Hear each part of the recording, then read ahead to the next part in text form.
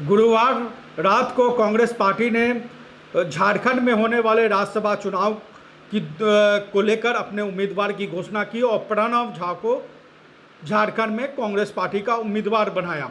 और उम्मीदवारी के अगले ही दिन शुक्रवार को प्रणव झा रांची आए। कांग्रेस पार्टी की पॉलिटिकल अफेयर कमेटी की बैठक में वो शामिल हुए और माना ये जा रहा है कि राज्यसभा चुनाव में अपने लिए वोट का जुगाड़ करने, क्योंकि जो गठबंधन का गणित है उस गणित के हिसाब से गठबंधन के पास दोनों सीटों पर जो है वो उम्मीदवार की जीत का आंकड़ा है गठबंधन के पास। अगर झारखंड मुक्ति मोर्चा एक और कांग्रेस पार्टी एक उम्मीदवार उतारती तो, लेकिन अब झारखंड मुक्ति मोर्चा ने 2 सीटों पर अपने उम्मीदवार उतारने का मन बना लिया है। उनके मंत्री और विधायकों ने मीडिया के सामने आके उसकी वजह भी बताई और ये भी बताया कि क्यों कांग्रेस पार्टी के उम्मीदवार के खिलाफ वो उम्मीदवार बनाएंगे।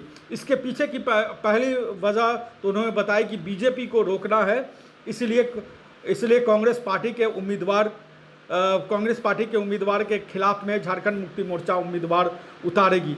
तो क्या झारखंड मुक्ति मोर्चा के पास उतने आंकड़े हैं कि वो अपने 2 उम्मीदवारों को जीत दिला सके, ये तो आने वाले समय में पता चलेगा। लेकिन जो एक तरफ जैसे ही प्रणव झा रांची पहुंचते हैं, झारखंड पहुंचते हैं और शुक्रवार की शाम को जो कांग्रेस पार्टी के विधायक दल की बैठक होने वाली है, उस बैठक में पूरी रणनीति बनाई जाएगी कि कैसे अब झारखंड मुक्ति मोर्चा की तरफ से 2 उम्मीदवार उतारे जाएंगे और कांग्रेस पार्टी की तरफ से 1 उम्मीदवार रहेंगे, बीजेपी की तरफ से भी 1 उम्मीदवार होंगे, यानी कि 2 सीटों के लिए 4 उम्मीदवार होंगे। तो वो जो जादुई आंकड़ा है उस आंकड़े तक कांग्रेस पार्टी कैसे पहुंच सकती है, आरजेडी और माले, जयराम महतो, इन तमाम के माध्यम से कांग्रेस पार्टी कैसे झारखंड मुक्ति मोर्चा और इनके बीच से अपनी राह निकाल सकती है। लेकिन जो वजह बताई झारखंड मुक्ति मोर्चा ने, वो वजह बहुत काबिले गौर है, क्योंकि झारखंड मुक्ति मोर्चा की तरफ से कहा जा रहा है कि ये बातें कही गई थी कि झारखंड में राज्यसभा का कौन उम्मीदवार होगा, गठबंधन की तरफ से उसका फैसला हेमंत सोरेन करेंगे। लेकिन कांग्रेस पार्टी ने एक तरफा फैसला लेते हुए गुरुवार को उम्मीदवार की घोषणा कर दी। इसके बाद झारखंड मुक्ति मोर्चा के पास बीजेपी को रोकने के लिए कोई और वजह नहीं दिखी, इसलिए झारखंड मुक्ति मोर्चा ने 2 सीटों पर उम्मीदवार उतारने का ऐलान कर दिया। ऐसा झारखंड मुक्ति मोर्चा की तरफ से कहा जा रहा है। लेकिन कांग्रेस पार्टी की तरफ से क्या कहा जा रहा है? कांग्रेस पार्टी के जो अंदर खाने जो बात हुई, जो कांग्रेस पार्टी के जो वरिष्ठ नेताओं से जो बात हुई, उसके आधार पर अगर बात करें तो कांग्रेस पार्टी कह रही है कि झारखंड मुक्ति मोर्चा ने यानी हेमंत सोरेन ने उनको गठबंधन को लेकर यानी राज्यसभा के 2 सीटों पर उम्मीदवार को लेकर अंधेरे में रखा। मल्लिकार्जुन खड़गे ने हेमंत सोरेन से 2 बार बातचीत की, राहुल गांधी ने भी 1 बार बातचीत की, यानी कि कुल मिला के कांग्रेस की तरफ से 3 बार हेमंत सोरेन से बातचीत की गई। हेमंत सोरेन ने उनसे 3 दिनों का समय लिया, लेकिन उस 3 दिन के बाद भी हेमंत सोरेन ने कोई जवाब नहीं दिया। तो आखिरकार कांग्रेस पार्टी को अपने उम्मीदवार का ऐलान करना पड़ गया। दूसरी तरफ झारखंड मुक्ति मोर्चा कह रही है कि कांग्रेस ने एक तरफा फैसला ले लिया और इसके पीछे जो वजह बताई आप सुनिए और अपनी राय दीजिए हमें कि कैसे जो दलील झारखंड मुक्ति मोर्चा की तरफ से दी गई है कांग्रेस के खिलाफ उम्मीदवार उतारने को लेकर, उस दलील पर सुनिए और अपनी प्रतिक्रिया जरूर दीजिए। नमस्कार, जोहार।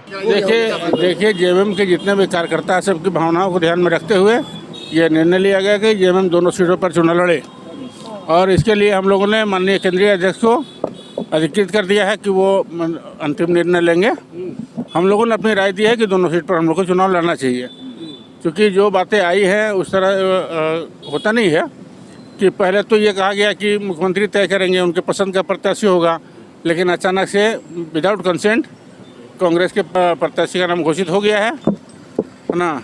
तो सभी सदस्यों की ये राय थी कि मुख्यमंत्री तय करें, 2 सीट पर हम लोग को चुनाव लड़ना चाहिए। कांग्रेस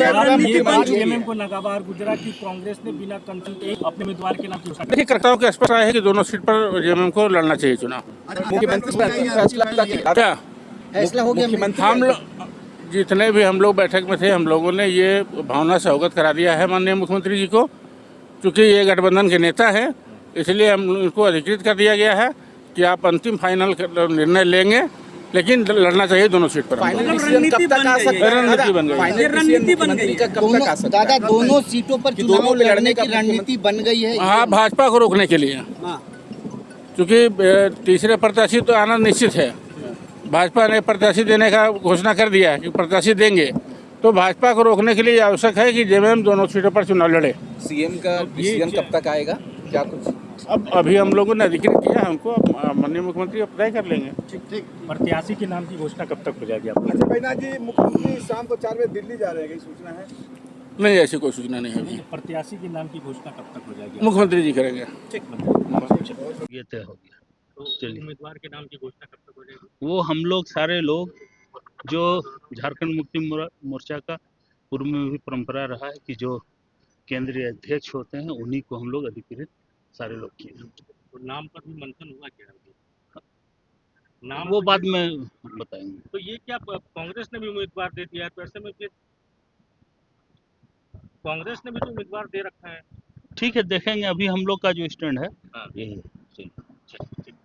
बायोम इंस्टीट्यूट नीट की तैयारी के लिए एक भरोसेमंद नाम। यहाँ अनुभवी फैकल्टी, स्मार्ट क्लासरूम और बेहतरीन टीचिंग मेथड से स्टूडेंट्स को मिलती है मजबूत तैयारी। यहाँ हर स्टूडेंट को मिलता है पर्सनल गाइडेंस और डाउट क्लियरिंग का पूरा सपोर्ट। नीट 2027 और 28 के लिए फेज 2 बैच 30 अप्रैल से शुरू हो रहा है। आज ही बायोम इंस्टीट्यूट से जुड़े और अपने डॉक्टर बनने के सपने को दे सही दिशा। बायोम इंस्टीट्यूट सिर्फ मेडिकल प्रिपरेशन का संस्थान। रॉयल इंडिया में आपका स्वागत है। भारत के सबसे विश्वसनीय सोलर मोटर पंप और एमपीपीटी कंट्रोलर निर्माता। रॉयल इंडिया का high performance movable trolley solar water pumping system प्रस्तुत है।